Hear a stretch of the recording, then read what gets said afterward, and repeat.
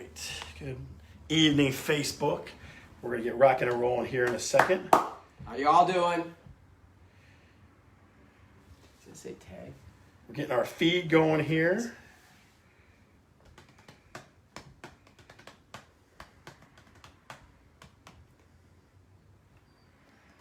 All right. You know, maybe, how about if, you know, after, I'll go over what we're going to do today, the three. I'll highlight the three. We're on and you live. go. We're live. Oh. Don't say that. Thank you. All right.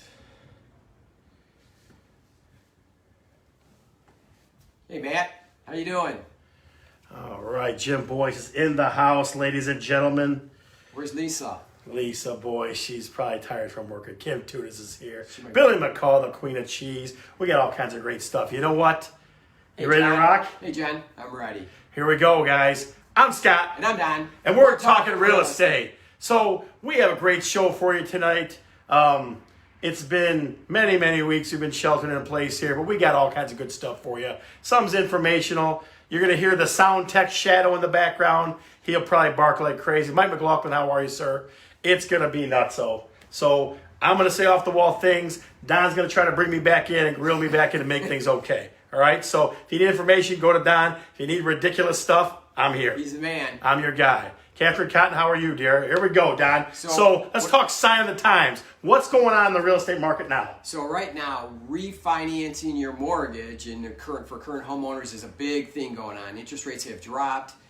Their mortgage reps are doing a lot of business on the refi. So if your interest rate's a little bit up there, you're not sure, maybe you can cut some years off, maybe cut the interest rate a little bit. Maybe get your private mortgage insurance off or your mortgage insurance and put a little bit more money in your pocket or onto the mortgage and get that thing paid down. The sooner you get it paid down, the more wealth you have. You're so nice to them. I'm going to make it clear to you.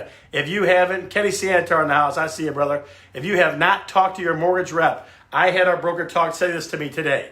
He said, if you have not had a conversation with your clients, okay, you need to say this. If you haven't talked to your mortgage rep yet about refi and putting some money in your pocket, Kelly Murray, how are you? Then you need to, okay? If you have not called your mortgage person to see if refinancing will help you, you need to, okay? If you're not planning on moving. You're planning on moving, you call us. That's pretty simple. But if you have not done that yet, you make sure you do that, okay? I'm particular to Mike McLaughlin of Academy Mortgage. He's my guy. I trust him with everything, even my dog, okay? So I trust him with everything.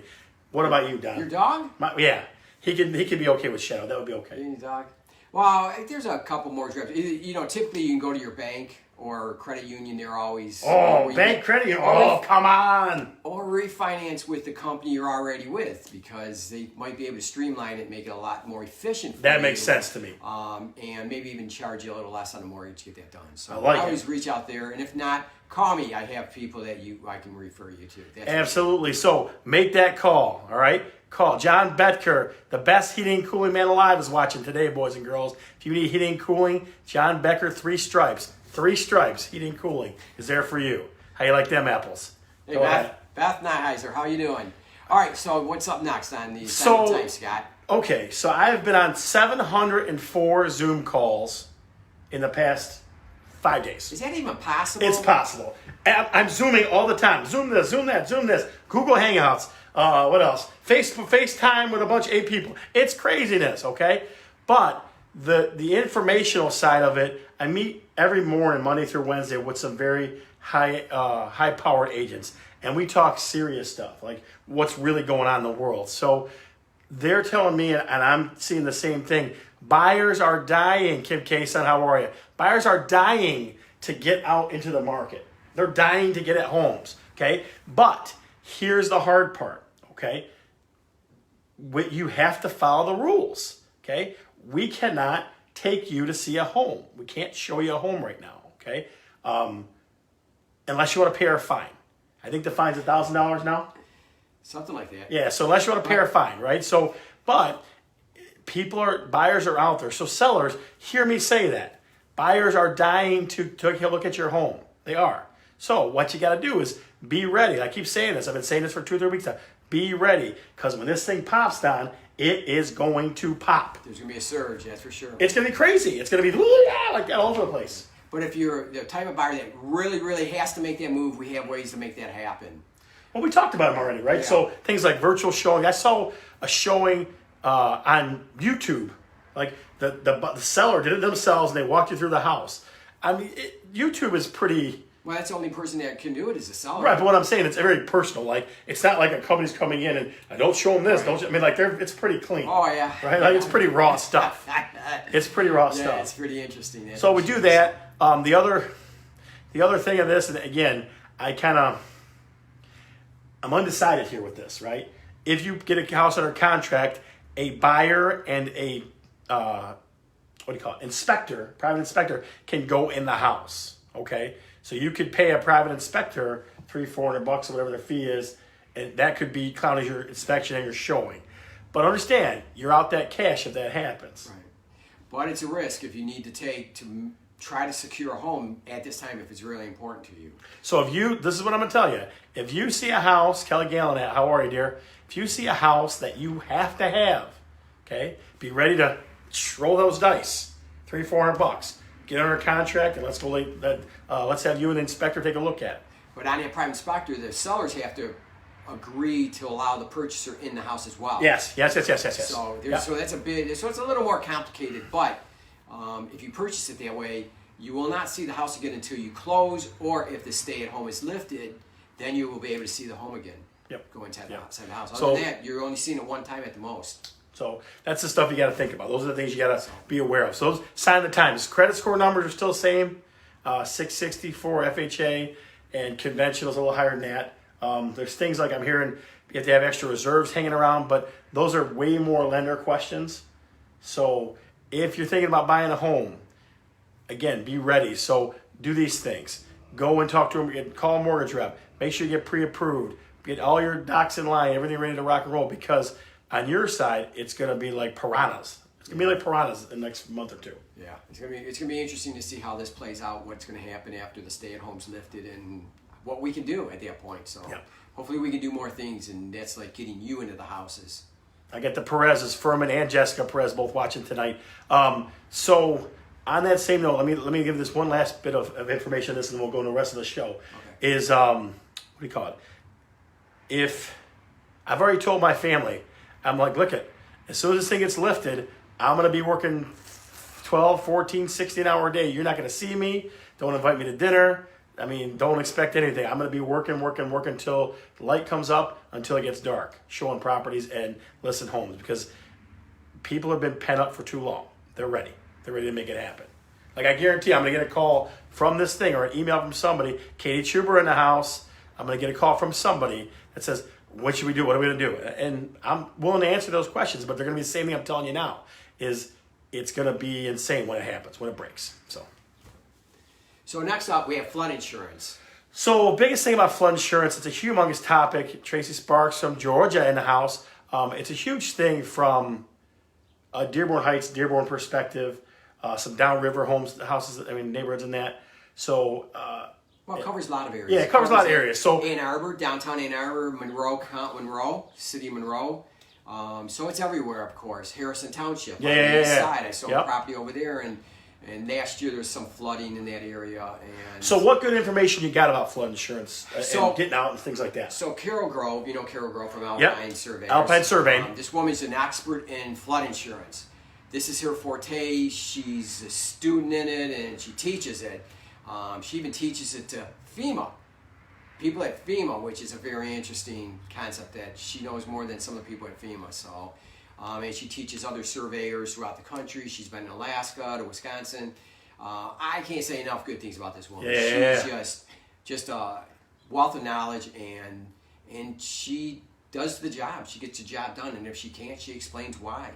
And so it's a really good thing. So if you are in a flood insurance area, you're thinking about buying in the future, and you come across flood insurance, these are some of the things you want to take a look at. So one thing about flood insurance is the expense. You have homeowners insurance, and on top of that, you have flood insurance, which covers flood from outside, from a tributary, from a river, from a lake, not from the sewer. It's not coming up from the sewer. It's not a toilet plugged. It's not a sink plugged.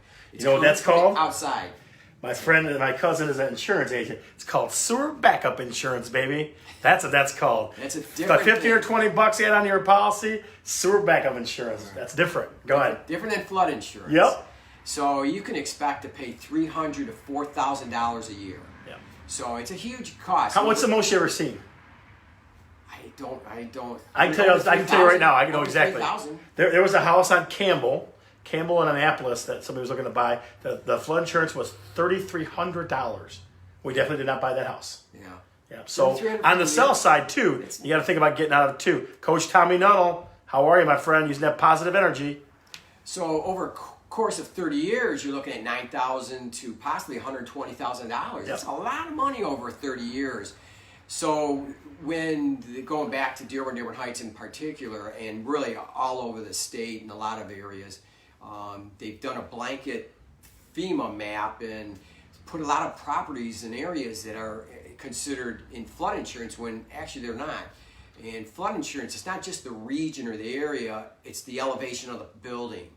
So what Carol does is she'll go find the lowest part of the building, shoot that elevation where the earth and the building meet, and make that determination. That's the level of whether or not you need, if you're in a flood insurance area or if you're not in a flood insurance area. Yeah.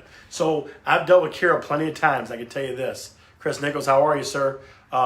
She'll do for $100. For $100, she will come out and tell you, yes, I can get you out of flood insurance, or no, I cannot.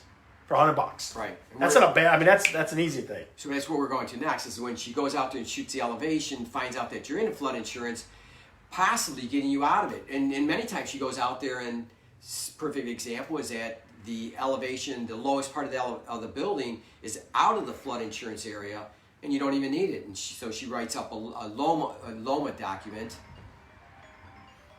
and Keep going. I'm listening. Keep going. This LOMA document will get you out of the flood insurance. You supply that to your lender, and then you'll get out of the insurance, that insurance part there. Right, but there's cost to it. Yes, $100 for the initial inspection. If she can get you out of it, it's another $800 for the letter, the LOMA letter. Yeah. So And it doesn't take, another thing, folks, it doesn't take a day.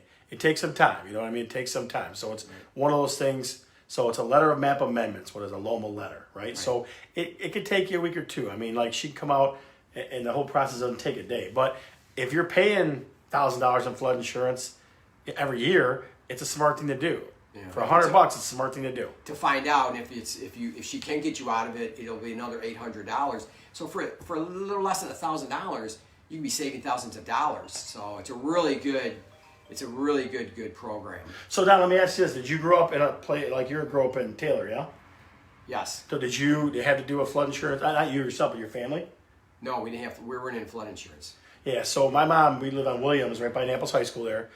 She still lives there, and when she had a mortgage, we had flood insurance, and like she was one house and then two houses around. It was all kinds of craziness. I wish I would have known this when I was a kid. I mean, or I wish someone would have said, "Hey, you get you out of flood insurance." She doesn't have it now because she's free and clear, so that doesn't make it. But she still gets water though. So. Right. You know, the interesting thing is, my parents, their house would flood, but it'd be coming through the sewer. Yeah, no kidding. When we got really heavy rains because the sewer systems couldn't handle it.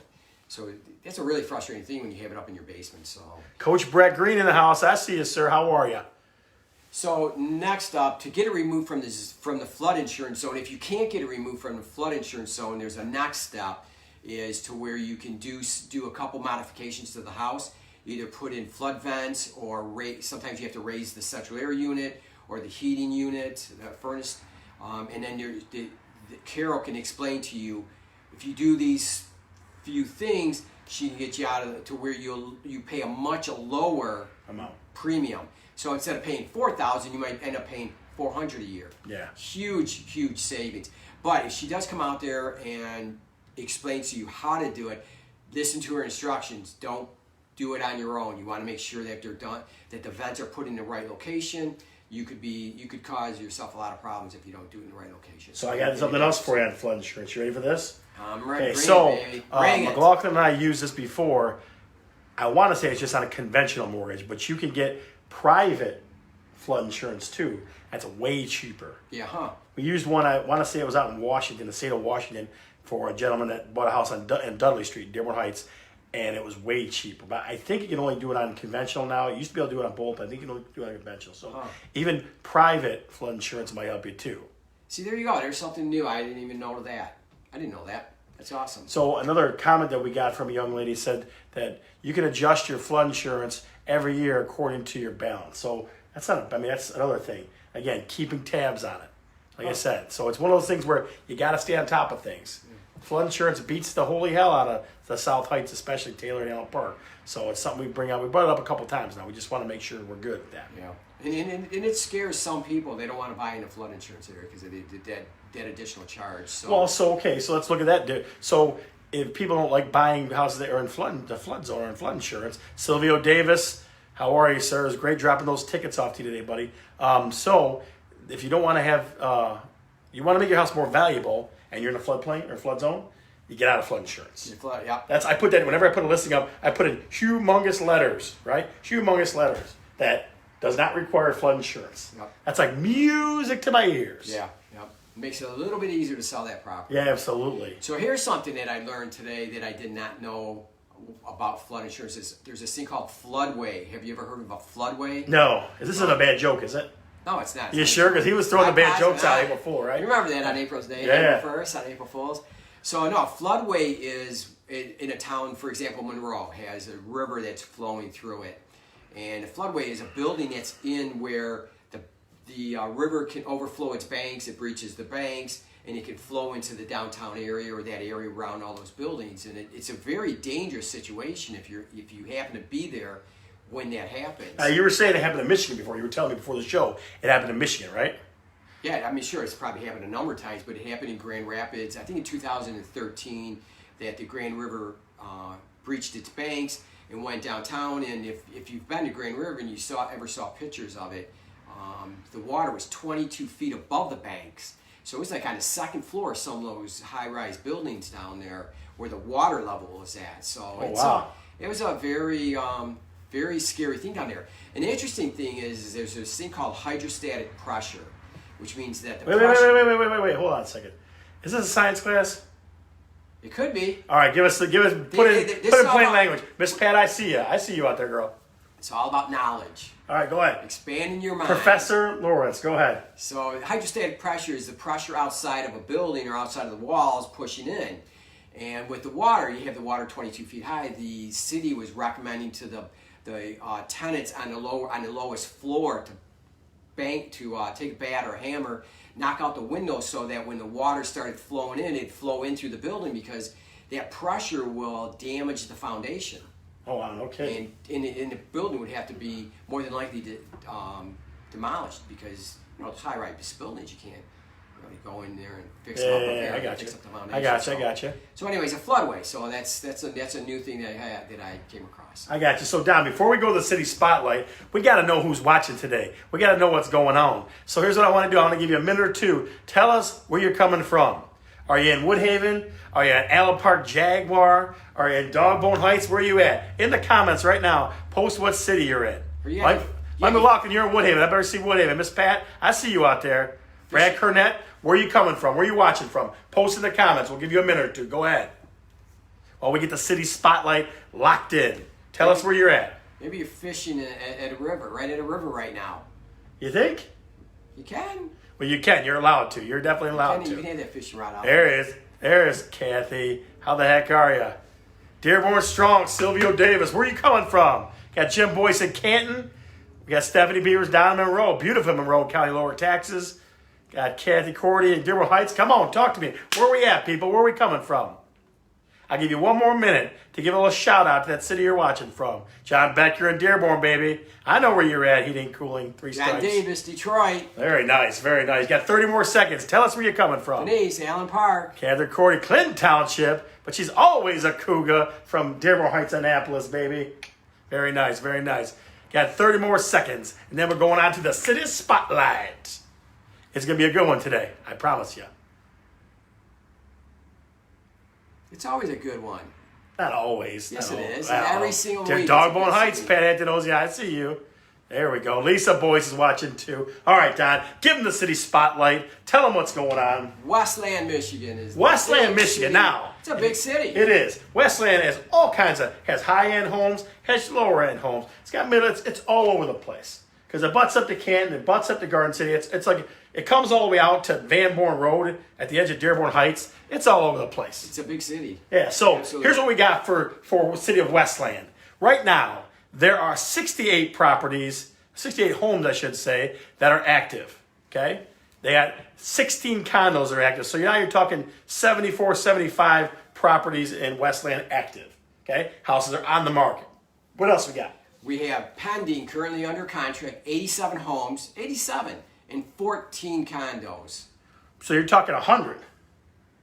100 homes that are under contract now. So that means, again, we always talk about this every week. So homes under, there he is, Sam Abdullah. He loves watching us, man. He's the man. We got to have him on sometime. So we're talking pendings are higher than active. So people are shopping. People are definitely shopping. Okay, now we got solds, 47 homes and 11 condos. So now you're talking almost 60. So your pending's your biggest number, right? Yeah, so that people are taking absolutely. houses and getting them under contract. So that's a big deal. Yeah, there's a lot of good things happening there. So average sales price in Westland for all the properties that sold, $154,000. No kidding. Yep. That's not bad. That's not bad at all. Pretty good average. So 1,200 square feet? Little over So if you 1,200 want square feet. 1,200 square feet around in Westland, you can get it for $154. That's not bad at all. It's not bad at all. So we talked about this before. I thought about this, but I was going to order in something from Westland. But what we're going to do, I think, from now on is we're going to send out to people maybe Monday what city we're going to spotlight. And we want to hear about the best restaurants in that city. And we're going to see if we can come up with what the best restaurant is in the city. And like we told you, when we take this bad boy on the road after this lockdown's done, we're going to eat there. And I'm going to eat the crazy food. I'm going to eat the weirdest food in that restaurant. So look out for that. So we'll be doing city spotlights that'll be a little bit different than they are right now. Lori Knight, how are you, girl? All right, Don. So the other topic that we wanted to bring up so again, I've been zooming every day. I had 5 Zoom meetings yesterday, 5 Zoom meetings of all different types yesterday. Who's zooming who? You ain't kidding. It was Zoom this, Zoom that, Zoom this, Google Hangout, all that craziness, right? So one gentleman that spoke to us yesterday in our sales meeting, Dearborn Heights sales meeting, was a gentleman by the name of Eric from MHSDA. Okay, I know we talked about MHSDA home down payment assistance before, but it's Jeremy Mordini. How are you? But there's something that I didn't know before that kind of jumped out at me. He said it's a very rarely used program at MHSDA. What was interesting to me. Mm-hmm. Okay, so I'm going to break it down and I'm going to try to talk through it. It's, again, I'm not a mortgage lender, but there's some certain things about it. So it's called the MHSDA Federal Tax Credit. Okay, tax credit. Who doesn't like paying less than their taxes? Okay, so this is for home purchases, not for refis. I found that out very succinctly. It's not for refis. So I know we got the refi boom. We told you call your lender, look for a refi, but it's for new home buys. Okay, so here's what it's designed to do. It's designed to stimulate the economy. Okay, it's designed to stimulate the home buying that's going on in Michigan. All right, now what the benefit is to you? You can get 20% of your annual mortgage interest credited as a credit every single year for if you stay in the house for 30 years. How about that? Okay. Mike McLaughlin and I kind of walked through this yesterday a little bit because, again, it seems like it's a lesser used thing. You don't hear about it. No, you don't. You don't hear about it. So it's 20% annually of your mortgage interest you get a credit for. Okay, so let me walk you through this some more. So it's available to first-time home buyers. It's a tax credit, right? It's available to first-time home buyers or repeat buyers, I mean somebody that's going to buy another home, in targeted areas. Now, I want you to think about this for a minute. I looked into target areas. In Wayne, Dearborn's a targeted area. Lincoln Park's a targeted area. Taylor's a targeted area. In Oakland County, Royal Oak Township is township. Remember, not Royal Oak, but Royal Oak Township is a target area. Southfield's a target area. In Macomb, this one drove. I was shocked. Harrison Township, which I sold a house out there that was right by the water. That was gorgeous in Harrison Township. So those are targeted areas that you can look at. And there's some big money houses. Right, there. for repeat. You're talking about repeat buyers. Yeah. First time home buyers, this is a little different, right? Now, so the single person income, right, for those is you can make up to $91,500 and get this tax credit. Okay? 91,000. That's a lot of coin. It is. So explain how on a mortgage, and let's say you do a $200,000 mortgage, and how Okay, that works. so What's that the mean? limit. So What's that mean? let's crank this out. So the limit, the very limit that you can purchase price you can buy it for is $225, $224.9. Okay, so you pay $9,000 worth of mortgage interest every year for that. Okay, I mean that's what you usually pay, at least the first few years, right? Mm-hmm. So you can get $1,800 of that tax credited every year. So you're talking, if you just took that $1,800, I know the number will change as you pay the loan, I get that. But that's around $50,000 if you stay in that house for 30 years. Well, it's going to be a lot less than that. It will, but I'm just saying, I'm just trying to wrap the numbers out, make it a little more No, understandable. it's very well worth It's a it. wicked number. And most people don't even stay in your house 30 years. So Right. even So if you the get cost to 15 out of you, it, it's a good thing. the cost to you is 1% of the loan, which you could turn into a seller concession. A 1% seller concession is not that big a deal. So I definitely, every time somebody goes through this, I'm asking that question: Could this work for them? Yeah. Because I mean, it's something. It's crazy. Making 91.5, that's a pretty big number, right? Mm-hmm. And saving $1,800 a year, that's pretty good money. Mm-hmm. So again, it doesn't work for refis, okay, but it works for home purchases. Yeah. Okay, so that's that. Then I wanted to talk about something else. I wanted to ask a question to the audience. Okay, so you see, this is my living room, and I painted it silver bullet. That's the color. Okay, I would love in the comments, and even afterward, if you watch this later, we're gonna paint the dining room next. So I'm thinking about going with a little bit darker of a grayish tone color. I would love to hear what colors you think if you were painting a dining room. My dining room's got a little bit of what's that board called? Wainscoting. Wainscoting at the bottom. What colors would you paint it? And would you stay with the gray? I am going to stay with some tints of gray, some earthy kind of tones and things like that. I'm going to stay with the hints of gray. That's what I'm going to do. So I think. But what colors would you go with? I'm curious. Christine Wojcinski says plum. What else you got? What other colors would you paint a dining room? I got a little formal dining room here. What color would you paint it? You look like a plum guy. Hot pink, John Betker. Always a smart guy. Always a smart guy. You look like Man, a plum guy. He tells those jokes when he fixes the furnace too. Tells the same joke. His jokes are better than yours though. Yeah, really? What else you got? I got hot pink. I got plum. Offended. You stay in the same hue. Lori Knight says. You should stay in the same hue. So I got earthy but lighter. Okay. Navy blue. All right. Like I said, I'm leaning toward something in the same what do you call it? Paint chip, right? But I just would love to see a gunmetal gray. That's not bad. Grayish blue. Jeremy Morandini. That guy can remodel like nobody's business. That's what I like to see. So Don, what else? Do you have anything else you want to add to the folks? No. So guys, we know this shelter in place thing is crazy. Okay, we do. We know that some of the stuff we're saying is going from week to week. We know that too. We can't wait to get back out and make it happen for buyers. We can't wait to see the surge happen, okay? If you are thinking about buying a home, okay, call us. Get on the horn, send us messages, whatever. Do that, okay? If you have not called your mortgage lender yet, call them and say, hey, would a refi make sense for me? Okay, because if we can save you a couple $100, I don't care if you don't buy a house for it. I want you to be happy. That's the biggest thing, So that's kind of how that goes. Don, as you noticed, second week in a row, our sound tech Shadow has not barked that much during the show. Okay? Quiet. One day, I'm going to come on here live and let you listen to how he's like all the time.